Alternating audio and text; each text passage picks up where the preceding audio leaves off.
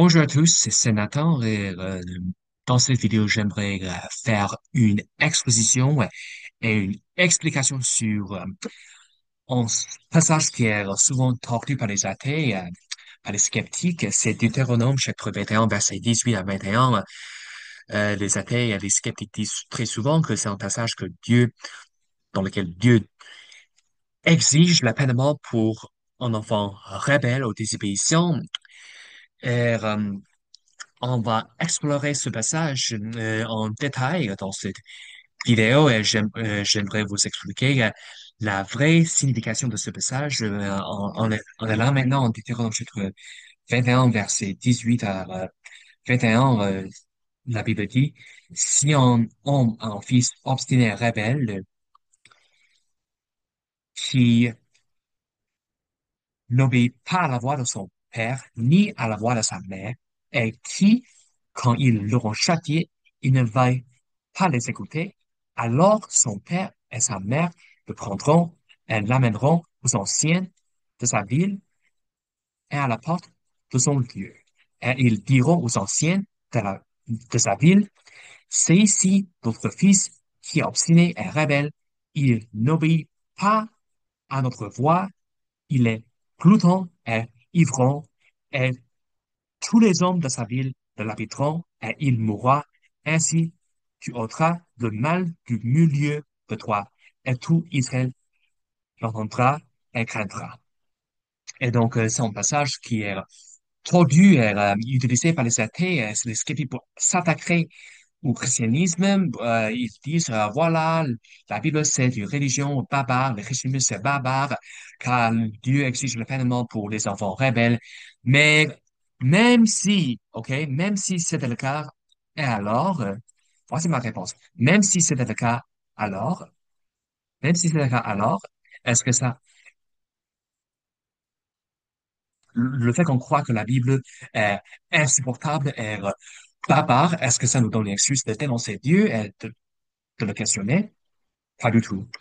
Parce que ici, en Romains chapitre 9, verset 20, la Bible dit, non, cependant, oh, oh, qui es-tu, toi, qui répliques contre Dieu, la chose formée, dira-t-elle à celui qui l'a formée, pourquoi m'as-tu fait ainsi? Le potier n'a-t-il pas le contrôle sur l'argile pour pouvoir du même masse faire en vase destiné à l'honneur et en autre au déshonneur? Et donc, en tant qu'homme, nous n'avons pas le droit de questionner Dieu ou le dénoncer, quoi qu'on pense de ses actions ou de ses lois. Parce que Dieu a toujours raison. La Bible a toujours raison. La Bible est parfaite. Dieu est parfait.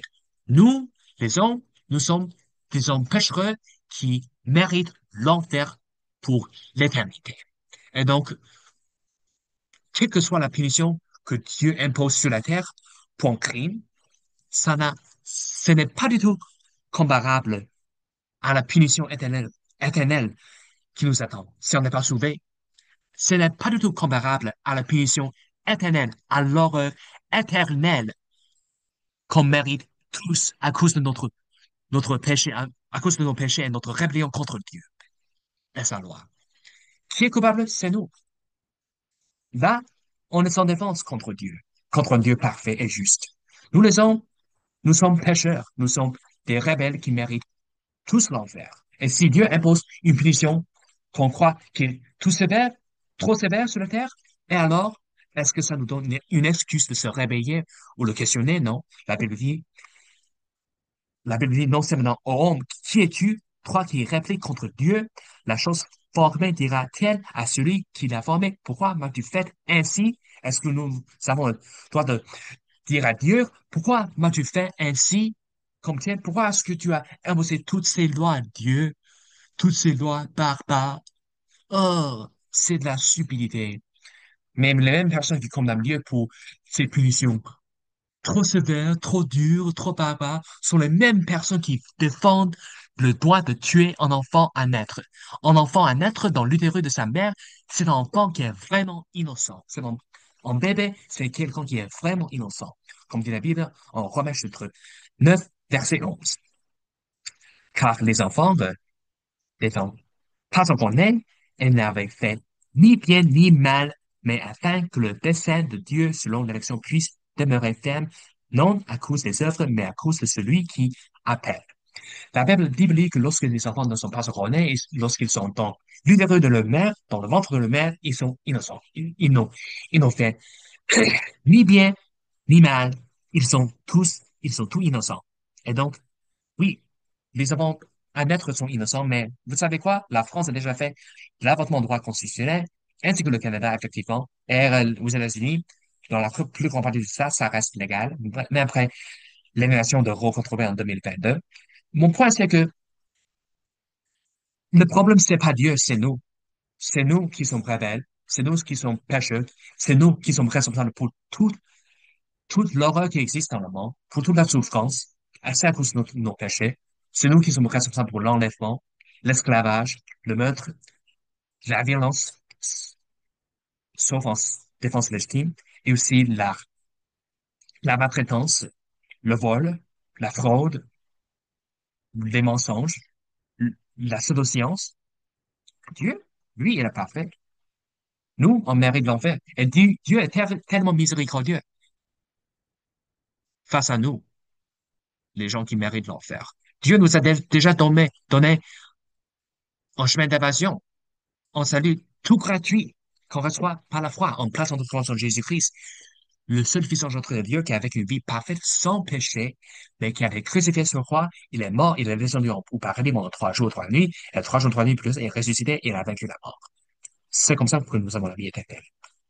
Autrement, si vous mourrez sans Jésus, vous allez en enfer. Point. Sans question. Pas de pitié. C'est ça que vous méritez. Enfin, et donc, on va retourner en Deutéronome chapitre 21, mais est-ce que ça parle d'un enfant qui refuse de manger ses légumes, qui refuse de faire ses devoirs, qui refuse de pratiquer le piano, tralala, qui, qui, qui vient de se disculper, de crier après ses parents, euh, qui vient de crier, «Oh, c'est tellement injuste!» avant de rentrer dans sa chambre, frapper la porte, frapper la porte, fermer la porte d'une manière violente? Non. Les- Tous les enfants sont désobéissants parfois, tous les jeunes, ainsi que les ados, sont désobéissants parfois. Ça parle pas d'un enfant qui vient de se disputer, vient de se disputer avec ses parents. Ça parle plutôt d'un jeune incorrigible, comme on voit ici. Verset 18, verset 18, c'est le verset le plus important. Si un homme a un fils obstiné et rebelle qui n'obéit pas à la voix de son père, ni à la voix de sa mère, et qui, quand ils l'ont châtié, il ne veuille pas les écouter, ok, c'est un jeune qui est obstiné et rebelle, qui n'obéit pas à ses parents, même après avoir reçu le châtiment, son père le châtie, sa mère le châtie, il ne leur obéit pas, il ne les écoute pas, et donc, ça parle d'un jeune qui commet constamment des délits, des crimes, sans repentance, sans regret, sans remords, et sans remords, et sans écouter ses parents. Pour la plus grande partie des jeunes, ce n'est pas le cas. Oui, de temps en temps, ils sont désobéissants, ils font des bêtises, ils font des choses stupides, et ils font des bêtises, et ils pêchent, mais après une petite correction, ça suffit pour qu'ils changent. Mais dans ce contexte-là, ça parle d'un jeune est qui refuse de se remonter ni changer, mais après, même après des corrections constantes de ses parents, mais après avoir reçu plusieurs corrections de ses parents, mais après plus de tentatives de correction de la part de ses parents, il refuse, il ne change pas. Il est, il reste désobéissant, il est têtu, il est obstiné, il est rebelle, il ne change pas, il ne les écoute pas. Et alors, dans ce cas-là, qu'est-ce qu'on fait? On l'emmène aux anciens de la ville pour imposer la peine de mort. Et tous les gens de la ville vont le lapider et la Bible dit, pourquoi? Pourquoi? C'est pourquoi tu ôteras le mal du milieu de toi. C'est pour ôter le mal du milieu des enfants d'Israël. Et tout Israël l'entendra et craindra. C'est pour que tout Israël craigne la loi. C'est tout. Craigne la loi et que craigne le Seigneur, l'Éternel, et pour que tout Israël comprenne la sévérité du péché et le danger du péché et des conséquences de vivre une vie dans le péché, une vie pécheresse. Et donc, ça parle non seulement dans le jeune qui refuse de manger ses légumes, qui se dispute avec ses parents, ça arrive à nous tous de temps en temps, ça arrive à tous les enfants de temps en temps, ils sont désagréables, ils sont désobéissants, ils sont rebelles, ils, ils font des bêtises, ils font des choses stupides, mais on est là pour les discipliner, pour les corriger. Mais si un jeune ou un enfant devient incorrigible de sorte qu'il ne répond pas à la discipline, mais après plusieurs répétitions et plusieurs tentatives, donc c'est l'heure pour les mesures plus sévères. C'est le temps pour les mesures plus sévères. Et même en anglais, ça, c'est ça qu'on appelle un enfant ou un jeune incorrigible dans la loi. Bien sûr, ça vient d'un site web américain parce que moi, je suis américain, c'est là où je vis. En la version française, quel comportement entraîne l'incorrigibilité juvénile? Bien sûr, les enfants désobéissent souvent à leurs parents, à leurs éducateurs et aux autres adultes. À quel moment une simple désobéissance devient, elle, incorrigible? Bien que les lois varient d'un État à l'autre, plusieurs éléments clés permettent de déterminer si un enfant est incorrigible. Perturbateur dangereux désobéissant. Il ne suffit pas qu'un enfant refuse de manger ses légumes ou de se coucher à l'heure pour être qualifié d'incorrigible. Ces actions doivent être perturbatrices ou dangereuses. Ces actions doivent menacer le bien-être, l'ordre ou la sécurité de son environnement. Par exemple, un enfant qui refuse d'accepter la discipline d'un enseignant ou d'un membre de la direction de l'école perturbe l'ordre scolaire, rendant ces actions perturbatrices, ou encore un enfant qui se montre violent à la maison en criant, en frappant et en jetant des objets peut être considéré comme incorrigible. Et donc, qu'est-ce qu'on voit ici? Ça, c'est la description de l'enfant incorrigible. Dans mineur incorrigible, dans jeune incorrigible. Un jeune qui se comporte constamment euh, ré- en répétition d'une manière dangereuse et désobéissance qui menace le bien-être de son environnement. OK? Ça parle d'un jeune qui menace la sécurité de son environnement. Et ça parle de la délinquance chez les jeunes, délinquance chez les jeunes et la criminalité chez les jeunes, et surtout les enfants. Il y a quand même des enfants, même les ados, qui lancent des objets, qui sont violents, qui se montrent violents envers leurs parents, envers les enseignants, envers leurs camarades. Et ce sont des enfants qui sont dangereux, qui menacent le bien-être de leur environnement, de la société. Et donc, il faut absolument les mettre à mort. Et ça, c'est la même chose parce que c'est comme ça qu'on élimine une grande menace à notre sécurité. Voulez-vous assurer la sécurité? La Bible, c'est la solution. Et bien sûr, en tant qu'Église, en tant qu'Église, pendant la situation de grâce, en tant que chrétien, nous n'avons pas ce pouvoir. Ce pouvoir est réservé aux justes dans l'Ancien Testament pour les enfants d'Israël. Mais pendant le millénaire, le règne en 1000 ans de Jésus-Christ, ça va tout changer. C'est Jésus qui va diriger les nations avec un bâton de fer. Et à ce moment-là, on va prendre le pouvoir et c'est nous qui allons exécuter la justice et punir les malfaiteurs, que ce soit des jeunes incorrigibles, et les kidnappeurs, trafics, les trafiquants d'humains, ainsi que les meurtriers, etc. Et donc, et la Bible dit, excuse-moi, ça dit aussi les actes répétés. Un mineur doit commettre plus d'un acte de désobéissance ou autre infraction à son statut pour être considéré comme incorrigible.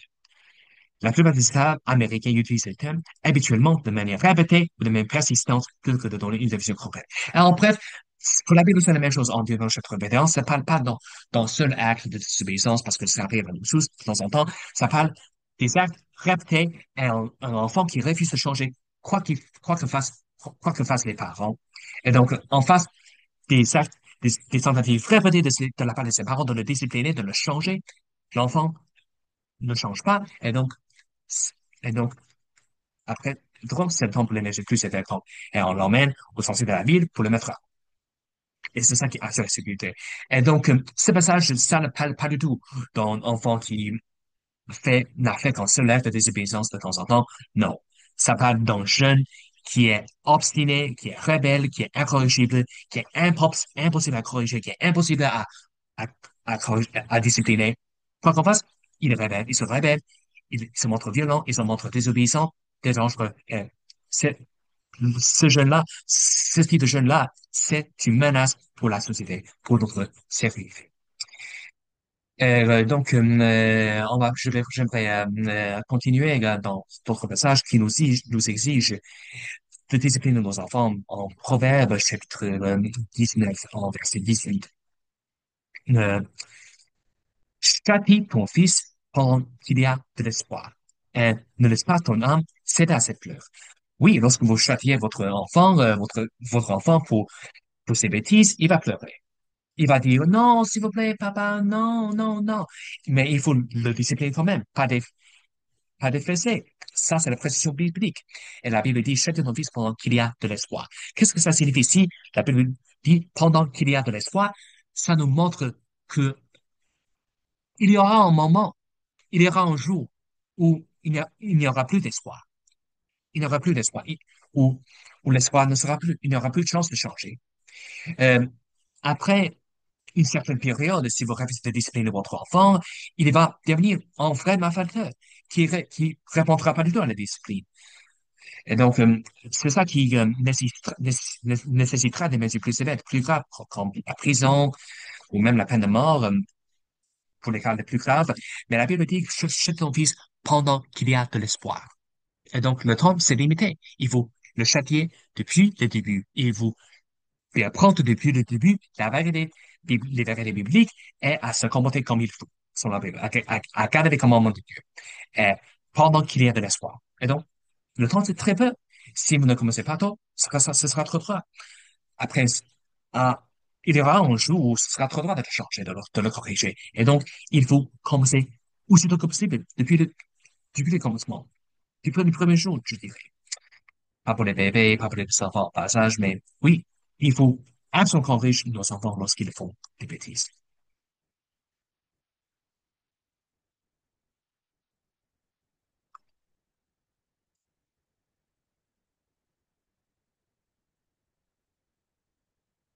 La Bible dit aussi, en Proverbe chapitre 13, verset 4, celui qui épargne son bâton et son fils, mais celui qui l'aime sera à le discipliner. En bref, si vous aimez votre enfant, il faut le discipliner tôt, depuis le plus jeune âge. C'est à ce moment-là que les enfants sont les plus malléables, sont les plus faciles à changer, à corriger. Si vous attendez plus tard, ce sera bien plus difficile et voire impossible, comme nous avons déjà vu. Et donc, après avoir lu tous ces deux versets-là, qu'est-ce qu'on peut apprendre? On peut apprendre que le chapitre 21, ça parle d'un jeune qui a passé la période de correction ou la correction impossible de la part de ses parents. À ce moment-là, lorsqu'il est rebelle, incorrigible, fait des actes répétés, en répétition qui sont dangereux pour la sécurité, pour l'environnement, pour ses camarades, pour ses profs, même pour sa famille, à ce moment-là, l'appaiement devient nécessaire. Oui.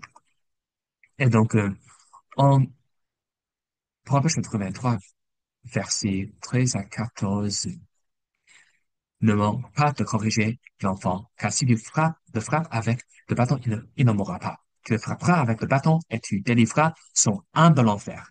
Et donc, si on frappe nos enfants pour de le bêtise, on peut les délivrer de l'enfer. On peut leur montrer qu'il existe un Dieu qui va punir le péché et les malfaiteurs et les pécheurs. Il existe un Dieu de justice. Il existe un Dieu qui est juste et qui punit les malfaiteurs. Et oui, ça montre à nos enfants qu'ils sont pécheurs et qu'ils ont besoin de salut, d'aller à Jésus. Si vous vous disciplinez, ils vont pas dire, oh non, moi je suis pas pécheur, moi je suis une très bonne personne. Le Dieu ne punit pas. Dieu ne punit pas, Dieu ne punit pas avec l'enfer. Non.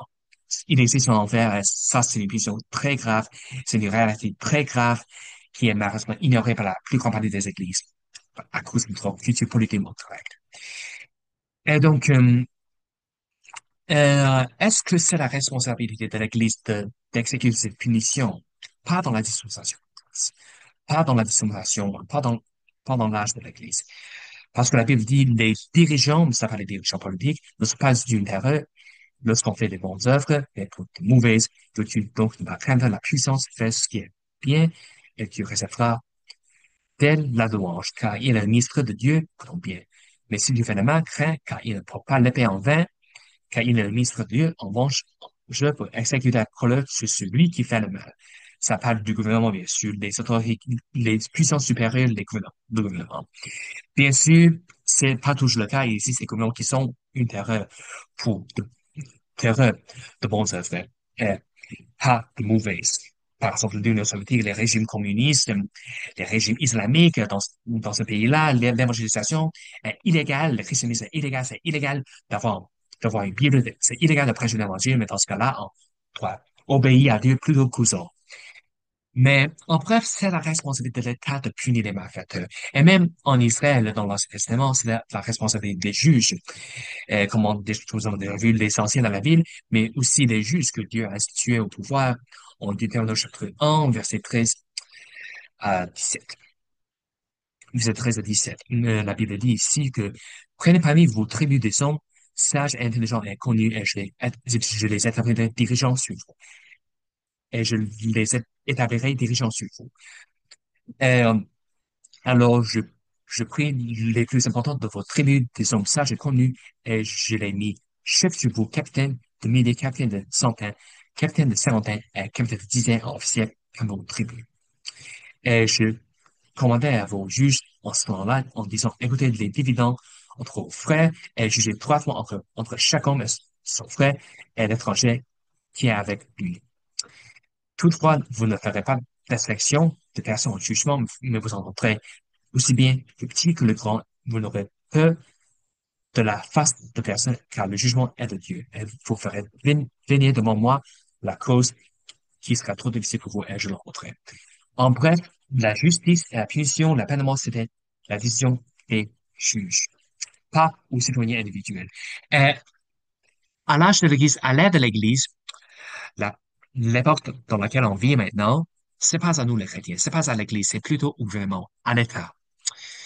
Et donc, ça, c'est tout pour cette vidéo. J'espère que cette vidéo vous a tout expliqué. Et si vous avez des questions, n'hésitez pas à les poser dans les commentaires. Et que Dieu soit loué.